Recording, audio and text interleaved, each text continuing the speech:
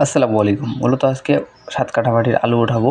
আজকে এটা আমিও দেখবো, আপনাদেরও দেখাবো যে ৭ কাঠা মাটিতে কতগুলো আলু হয়। তো আমরা যেহেতু ৭ কাঠা মাটিতে আলু লাগাইছি, এতটুকু মাটিতে আলু লাগার কারণ হচ্ছে কারণ সব মাটিতে আমরা ভুট্টা লাগাইছি। কারণ আলুতে বেশ একটা ঝুঁকি, মানে বেশ ঝুঁকি বলতে পারেন। কারণ আলুর দাম পাওয়া যায় না, যেমনটা হয়ে গিয়েছে এবারই আরকি, যে আলুর দাম বেশি একটা নাই। প্লাস পানির জন্য, এমনি বৃষ্টির পানির জন্য আরকি অবস্থা পুরাই গুরুতর। আলুর পাইকার নাই, আলুর দাম নাই, মানে অবস্থা একেবারেই খারাপ। তারপর আবার দেশের অবস্থা বেশি একটা ভালো না।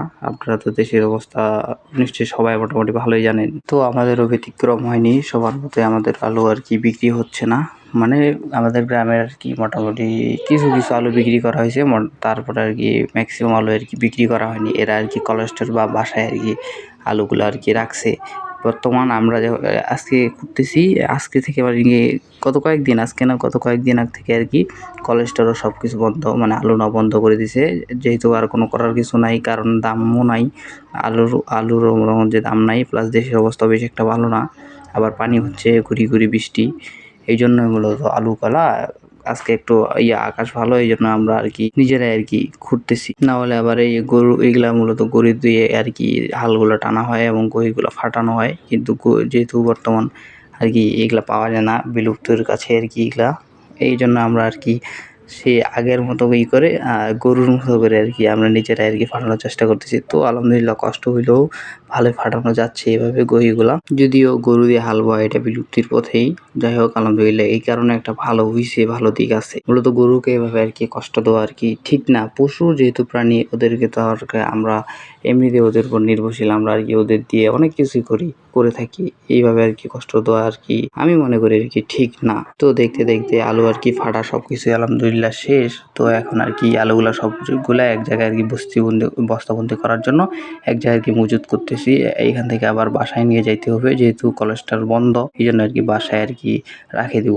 তো আরকি কেউ চটিগুলাতে আরকি আলু রাখতেছিল। আবার আমরা আরকি কেউ আরকি নিয়ে যাইতাম। বস্তা পর্যন্ত আরকি আমরা নিয়ে যাচ্ছে।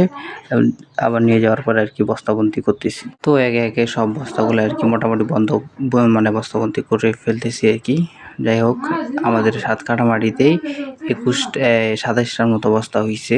আপনারা যারা আরকি মাটিতে আলু লাগাইছেন, কে কতটুকু মাটিতে কতগুলা বস্তা হইছে, কতগুলা আলু হইছে, এটা আরকি কমেন্টে অবশ্যই জানাবেন। তো সব আলুগুলো আলহামদুলিল্লাহ উঠা শেষ। এখন যেহেতু বস্তাবন্দি করা মোটামুটি শেষ, এখন আরকি এগুলা আরকি নিয়ে যাইতে হবে বাসা পর্যন্ত।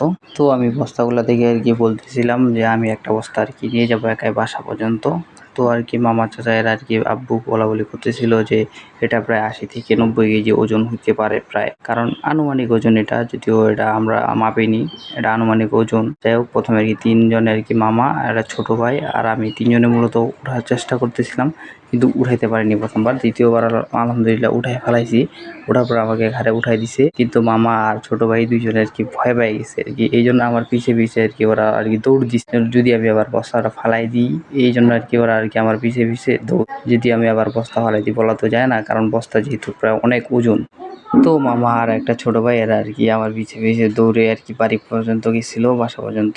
তারপর আরকি দ্বিতীয় বস্তাটা উঠাই দিছে আবারও, যেহেতু প্রথম বস্তাটা ভালোভাবে স্মুথ ভাবে আরকি নিয়ে যেতে পারছি বাসা পর্যন্ত। এই জন্য আরকি দ্বিতীয় বস্তাটার সময় খালি একটা ছোট ভাই আমার সাথে গেছিল, যদি আমি তাও ফালাই দিই। তো আজকের ভিডিও পর্যন্ত, সবাই ভালো থাকবেন, সুস্থ থাকবেন। আসসালামু আলাইকুম।